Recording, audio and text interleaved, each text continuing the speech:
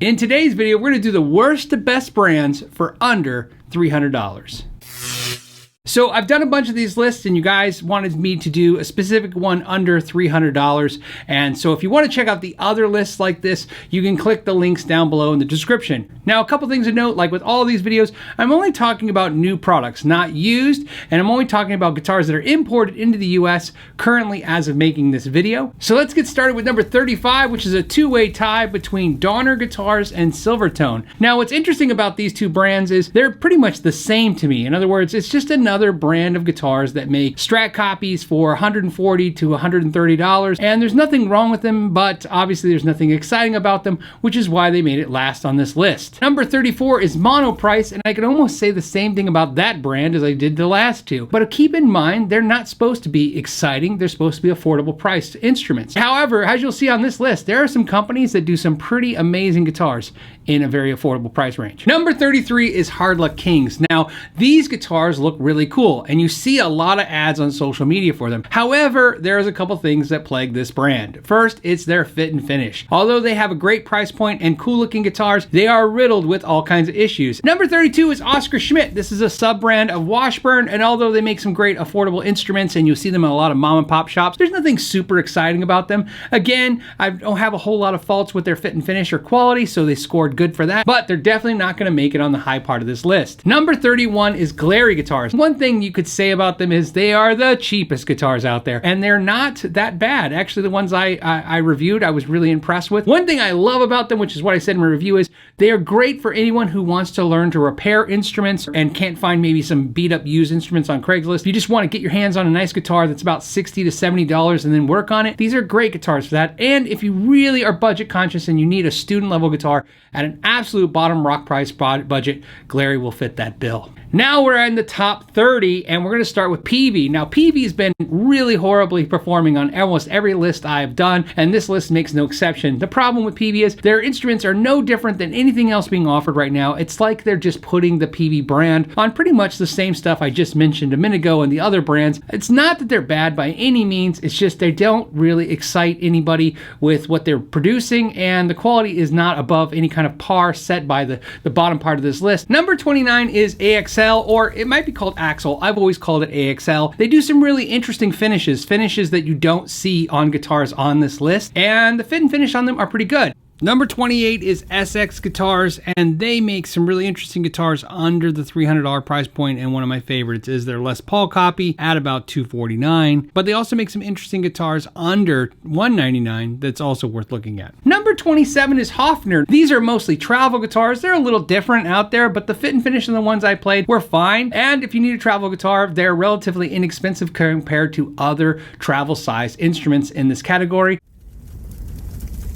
Austin Guitars. Now, I gave Austin good praise in the under $600 category as well. Austin is a brand you don't see very often, but it is, of course, another brand that's doing Strat, Tele, Les Paul style knockoff guitars, but the fit and finish seems to be really good. I don't know what the company's doing, but usually when you play them, their fit and finish is good, and you're not seeing a whole lot of issues with the ones I've come in contact with. Number 25 is Washburn Guitars. Now, Washburn is really, as I've said in all the other videos, not really in the electric guitar game anymore. They're really focused on their acoustic game. Number 24 is Aria. Now, Aria, again, is does some really cool Japanese guitars, especially in the higher price range. We remember them from the 80s. They have a couple guitars in this price category, and again, not a lot of offerings, and you'll see this consistently as I go through this list. A lot of the brands that are even on this list, which they're, let's be honest, is not as many as you would think, are not offering a lot of products sub $300. Number 23 is Stag Guitars, like the Chili. If you're from the US, you kind of know the can Chili Stag. These are Stag guitars, and what's interesting is when I did the list of under $600 guitars,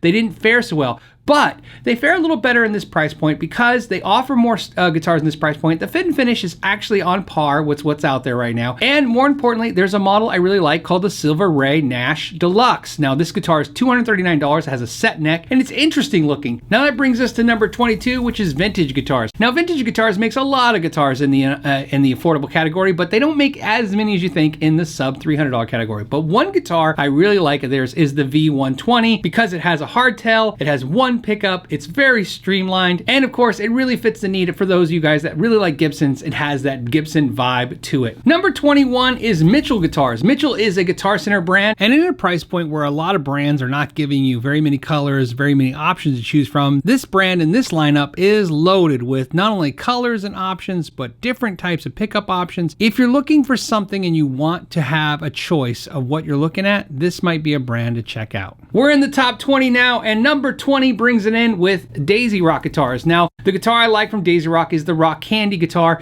It comes in a metallic purple, metallic pink. Why that's interesting is it's a flashy looking guitar, and sometimes these kind of instruments can really excite the younger players in getting excited about playing guitar. This guitar is one of those guitars that I think looks more expensive than it is, and it plays pretty decently. The fit and finish is again on par with most of the affordable brands that are on this list. Now, number 19 is a guitar called Travel. Now, this guitar plays great. The fit and finish on it is really good, and what I like about it is it's made for the semi-pro and pro player to have something to travel with. This guitar comes in at $300, which puts it at double what a mini guitar would cost. But keep in mind, if you were to buy a small player this guitar, once they kind of outgrow it, it then can be their travel guitar. So I think if you're going to buy a mini guitar for someone who think really is going to stick with guitar, definitely consider this, because this is fun, exciting, and something they can keep. At number 18, we have Hayden guitars from Rondo Music, who does SX and Agile. The EG491. This guitar is $169. Its fit and finish, looks, and way it sounds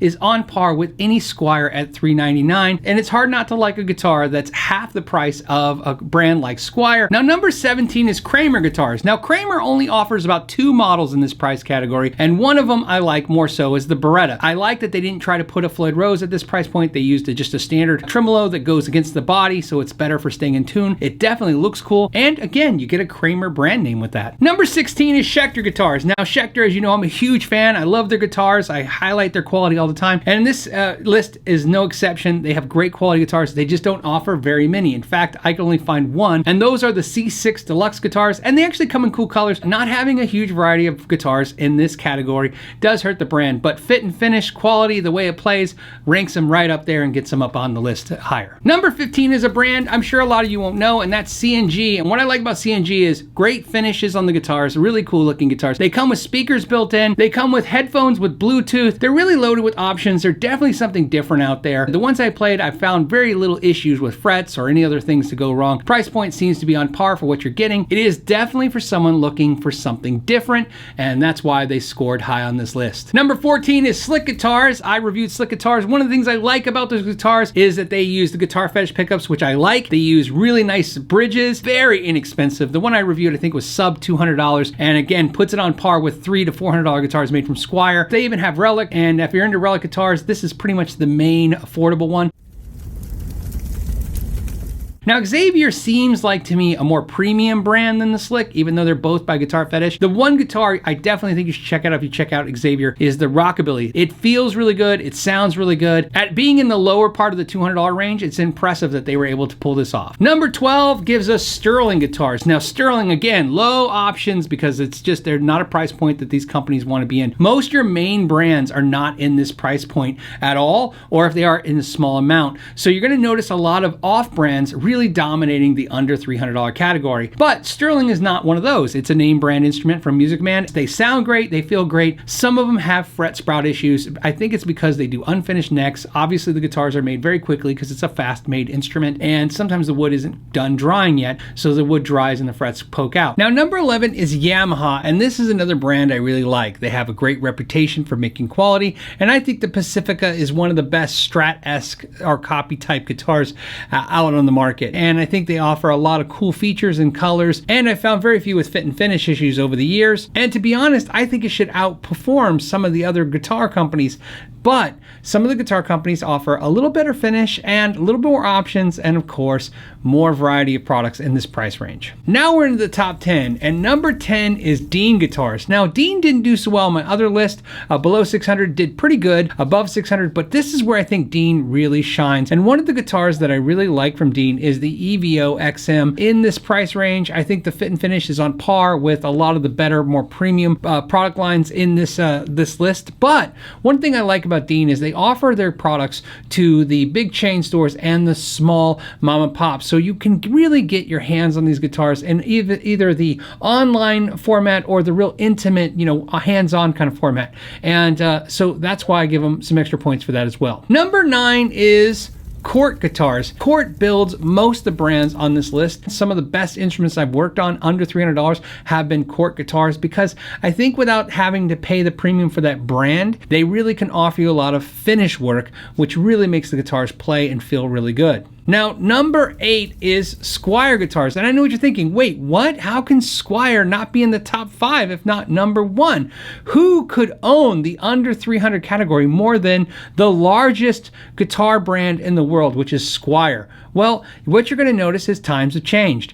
Under $300, Squier offers very few choices. In fact, they have the Affinity line, which I really like. In fact, I recommend checking out the Affinity Tellies, the Bullet line, and then of course the Mini line. Other than that, they don't really offer anything under $300. Their fit and finish is good. The quality of the brand is good. The customer service behind the brand is fantastic, and that's what all scored them up. But to be honest with you, there are a lot of brands putting out superior product, more options, less prices, and the only thing Squier has going for it is, again, great brand reputation. And if there's one overwhelming theme I've noticed when I was kind of working this out, was some of the unknown brands are really working a lot harder to get these lower priced dollar guitars in your hands. Number 7 is Ibanez. Now, Ibanez makes a lot of offerings in this price point, and that's why they kind of did really well. Plus, they make a couple models that I think are great first guitars and even second guitars, and one of them is the RG421. It comes in a great finish. It has a good sound. The pickups are pretty decent. The fit and finish is really good, and I've had very few issues with this particular model. Number 6 is Gretsch guitars. Now, I know you guys are gonna lose your mind, because on the other list you're like, why does Gretsch score so low? And I said before, because we're really looking at solid bodies, not hollow bodies.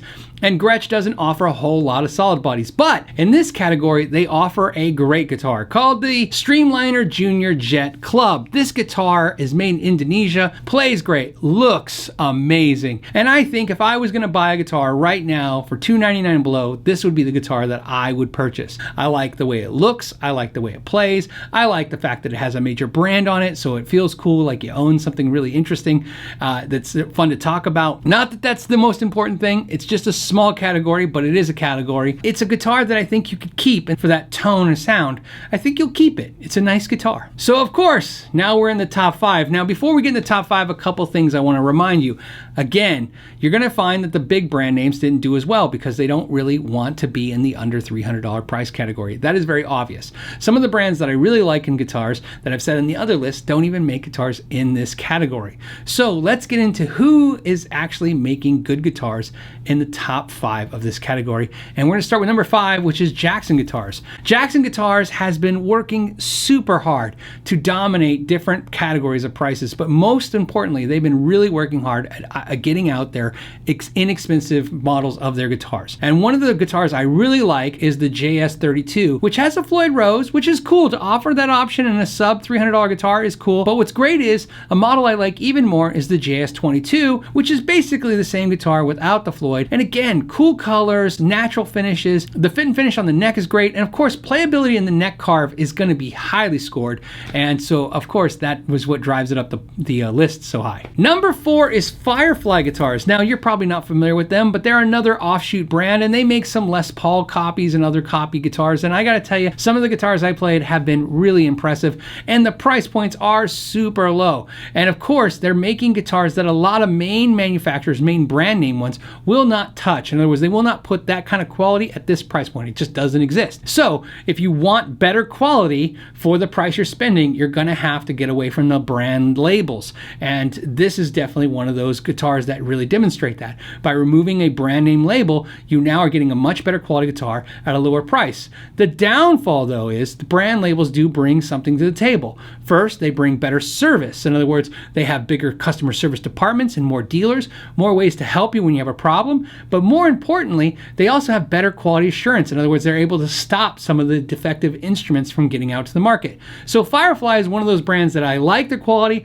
I like the guitars, but I think you're more likely to get one of those duds. And as long as you're buying from somebody you trust, I think you'll be fine.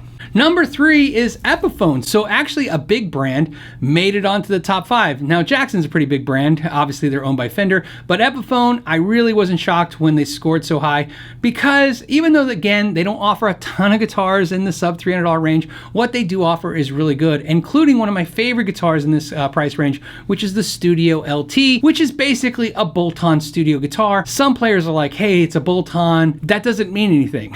So I don't care if the neck's glued in or bolt-on.